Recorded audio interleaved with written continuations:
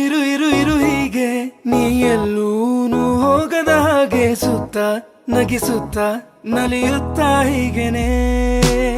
ಬದುಕಿನ ಗತಿಯಲ್ಲಿ ತಿರುವೊಂದು ನಾ ಕಂಡಿರುವಾಗ ಇದ್ದು ಎದುರಿದ್ದು ಹಗ್ ಮಾಡು ಸುಮ್ಮನೆ ಮತ್ತೆ ಆಗಿರುವೆ ಮುಖಾಮುಖಿ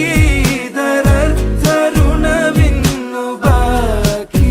ಇನ್ನುಂದೆ ಹಿಂದಿನ ದಿನಚರಿ ಇನ್ನೆಲ್ಲ ಖಂಡಿತ ಹೇಳುವ